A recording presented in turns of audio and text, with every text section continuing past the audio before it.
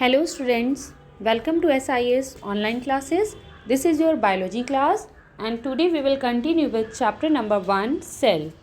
Okay students, last class में हम लोगों ने सेल में यूनिसेलुलर एंड मल्टीसेलुलर कंप्लीट कर लिया था. आज हम लोग कंटिन्यू करेंगे इसमें प्रोकैरियोटिक एंड यूकैरियोटिक सेल्स के बारे में. Okay, What are prokaryotic and eukaryotic cells? On the basis of their nuclear organization. Okay, हम किसके बेस पर बात करेंगे? सेल के न्यूक्लियर ऑर्गेनाइजेशन के बेस पर. और हमने क्या किया है, इन दोनों को क्लासिफाई किया है. किसको? प्रोकैरियोटिक और यूकैरियोटिक सेल्स को. ओके, सबसे पहले क्या है हमारा प्रोकैरियोटिक सेल्स. प्रोकैरियोटिक मीन्स क्या होता है? प्रो मीन्स होता है बिफोर और कैरियन मीन्स होता है nucleus. Okay, pro means before मतलब कि जो पहले के समय के ऑर्गेनिजम्स जो कि इवोल्यूशन के टाइम पर पाए गए ऐसे ऑर्गेनिजम्स जो कि कैसे थे? सिंगल सेल्ड ऑर्गेनिजम्स थे. इनका जो सेल स्ट्रक्चर था वो कैसा था, हम लोग इसके बारे में बात करेंगे.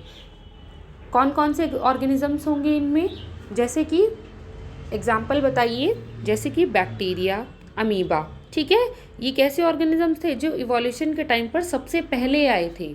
ओके, मेनली हम इसके सेल के बारे में बात करते हैं कि इनका सेल कैसा था, सेल का ऑर्गेनाइजेशन कैसा था, इनमें क्या क्या चीज़ें प्रेजेंट थी और क्या चीज़ें एब्सेंट थी. Okay, prokaryotic cells are single celled. जैसे कि मैंने बताया जो प्रोकैरियोटिक सेल्स होती हैं कैसी होती है? सिंगल सेल्ड होती हैं. And lack a nuclear membrane, और इनमें जो न्यूक्लियर मेम्ब्रेन होती है वो क्या होती है? एब्सेंट होती है. These cells have primitive organization of genetic material. The genetic material is equivalent to a single molecule of a circular DNA. These cells have an undefined nuclear region called nucleoid. Okay? इसमें जो cell का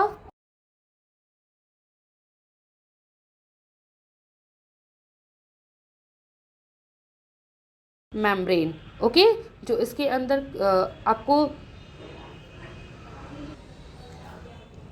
जो आपको nucleus दिखेगा वो nucleus क्या होता है? प्रॉपर तरीके से वेल डिफाइंड नहीं होता है. क्यों? क्योंकि इसके अंदर जो मेम्ब्रेन है वो एब्सेंट है. ओके, और जो न्यूक्लियस होता है वो कैसा रहता है? फैला हुआ, जिसका कोई एक प्रॉपर पोजीशन नहीं होती है. ओके, और जो सिंगल सेल या प्रोकैरियोटिक सेल्स हैं जिसमें न्यूक्लियर मेम्ब्रेन एब्सेंट है, ठीक है, तो इसमें न्यूक्लियस की जगह हम यहाँ पर क्या बोलेंगे? इसको न्यूक्लियाइड्स. ओके, क्या बोलेंगे? न्यूक्लियाइड्स. इसमें देखेंगे 4th लाइन में क्या लिखा है? These cells have an undefined nuclear region called nucleoid due to absence of nuclear membrane. ठीक है, इसमें न्यूक्लियर रीजन जो अनडिफाइंड होता है इसकी वजह से न्यूक्लियस की जगह हम इसको क्या बोलते हैं? Nucleoid. These cells lack several cytoplasmic organelles, और इसमें कौन कौन से ऐसे साइटोप्लाज्मिक ऑर्गेनेल्स हैं जो नहीं हैं, जो एब्सेंट हैं? Mitochondria, lysosome, endoplasmic reticulum, chloroplast and nucleolus. Many of the functions of these cells are performed by poorly organized part of cytoplasm. इसके जो अधिकतर फंक्शंस हैं वो कौन परफॉर्म कर रहा है? Poorly organized part of cytoplasm, जो सेल के अंदर का साइटोप्लाज्म है. ठीक है, वो आधे से ज़्यादा फंक्शंस क्या कर रहा है? वो परफॉर्म कर रहा है. Bacteria and blue green algae are examples of prokaryotic cells. जैसे कि मैंने अभी आपको एग्जाम्पल्स बताए थे ना, प्रोकैरियोटिक के एग्जाम्पल्स क्या क्या होंगे? Bacteria, blue green algae. Okay, ये सभी क्या हैं? अमीबा. ये सभी प्रोकैरियोटिक सेल्स के एग्जाम्पल्स हैं जो कि कैसे होते हैं? सिंगल सेल्ड होते हैं. और इनमें जो न्यूक्लियर मेम्ब्रेन होती है वो क्या होती है? एब्सेंट होती है. ओके, और जो इसमें न्यूक्लियस प्रॉपर तरीके से वेल डिफाइंड नहीं होता है, इसकी वजह से हम इसके nuclear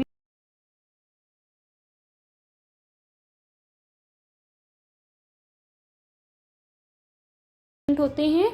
mitochondria, lysosome, endoplasmic reticulum, chloroplast. Okay, ठीक है, ये आपका प्रोकैरियोटिक कंप्लीट हो गया. अब इसके बाद हम आते हैं यूकैरियोटिक पर. यूकैरियोटिक, यू मीन्स क्या होता है? True. Okay, what is the meaning of eu? Is true and karyon means nucleus. Eukaryotic cells have a well defined nuclear membrane. लेकिन जो प्रोकैरियोटिक में था उसमें well defined nuclear membrane present नहीं थी. लेकिन जो हमारे यूकैरियोटिक सेल्स होते हैं इनमें वेल डिफाइंड न्यूक्लियर मेम्ब्रेन दिखेगी आपको इनके सेल्स में। In these cells the genetic material is made up of 2 और मोर डीएनए मॉलिक्यूल्स। इसमें जो जेनेटिक मटेरियल प्रेजेंट होगा वो कैसा प्रेजेंट होगा, मेड ऑफ 2 और मोर डीएनए मॉलिक्यूल से मिलकर बना होगा। The nuclear material consist of a linear DNA enclosed in a nuclear membrane. जो इसका न्यूक्लियर मटेरियल होगा वो क्या, लीनियर डीएनए से इनक्लोज्ड होगा, किससे, न्यूक्लियर मेम्ब्रेन से। These cells have a well organized nucleus, और इनके सेल्स में जो न्यूक्लियस प्रेजेंट होगा वो कैसा होगा, वेल ऑर्गेनाइज्ड होगा। उसके बाहर मेम्ब्रेन दिखेगी आपको, ठीक है, वो एक प्रॉपर जगह पर वेल ऑर्गेनाइज्ड तरीके से प्रेजेंट होगा। लेकिन प्रोकैरियोटिक में कैसा था, न्यूक्लियस के बाहर मेम्ब्रेन नहीं थी, इस वजह से वो कैसा था, वो फैला सा था, ठीक है, वो प्रॉपर तरीके से डिफाइन नहीं था। These cells have well developed membrane bound organelles, और इसके अंदर आपको जो भी वेल डिफाइंड मेम्ब्रेन ऑर्गेनेल्स भी दिखेंगे, क्योंकि उनके बाहर क्या होगी, मेम्ब्रेन प्रेजेंट होगी। ओके, कौन कौन से ऑर्गेनेल्स होंगे, जैसे कि mitochondria, endoplasmic reticulum, lysosome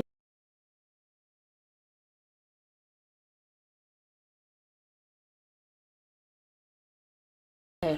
okay, eukaryotic cells occur in plants, animals, fungi and protozoa. Eukaryotic cells कहाँ कहाँ देखने को मिलेंगे आपको, प्लांट्स में, एनिमल्स में, फंजाई में और प्रोटोजोआ में। The differences between prokaryotic and eukaryotic cells are given in table 1.1। अब आपको यहाँ पर इसमें क्या देखना है, डिफरेंसेस किसके बीच में, प्रोकैरियोटिक और यूकैरियोटिक सेल्स के बारे में। ओके, फीचर्स देखते हैं प्रोकैरियोटिक में क्या क्या है। स्मॉल इन साइज, जो प्रोकैरियोटिक सेल होगा इसका साइज़ कैसा होगा, स्मॉल इन साइज 1 to 10। और इसके बाद में यूकैरियोटिक का अगर हम साइज़ देखते हैं, लार्ज इन साइज। प्रोकैरियोटिक से अगर डिफ्रेंशिएट करते हैं हम तो इसका साइज़ कैसा होगा, 5 to 100, लेकिन प्रोकैरियोटिक में 1 to 10।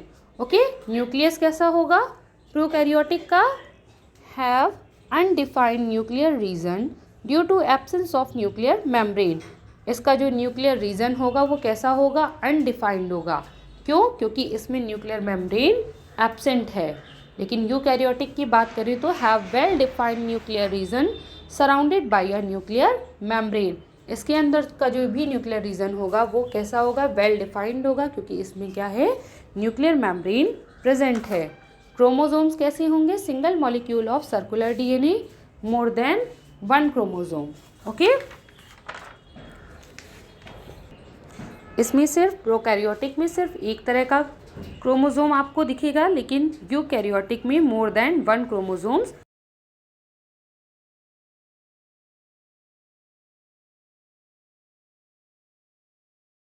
न्यूक्लियस के अंदर, जिसमें क्या होती है, जिसमें सारी जेनेटिक इंफॉर्मेशन उस ऑर्गेनिज्म की प्रेजेंट होती हैं।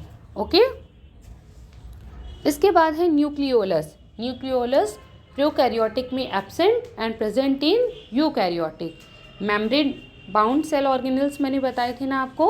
Membrane bound cell organelles means जिनमें proper well defined cell membrane होगी, ऐसे ऑर्गेनेल्स प्रोकैरियोटिक में एब्सेंट होते हैं, ठीक है। लेकिन यूकैरियोटिक में क्या होते हैं, वो सभी ऑर्गेनेल्स प्रेजेंट होते हैं, जैसे mitochondria, lysosomes, Golgi bodies, okay, endoplasmic reticulum, ये सभी प्रोकैरियोटिक में एब्सेंट होते हैं, लेकिन यूकैरियोटिक में प्रेजेंट होते हैं। ओके,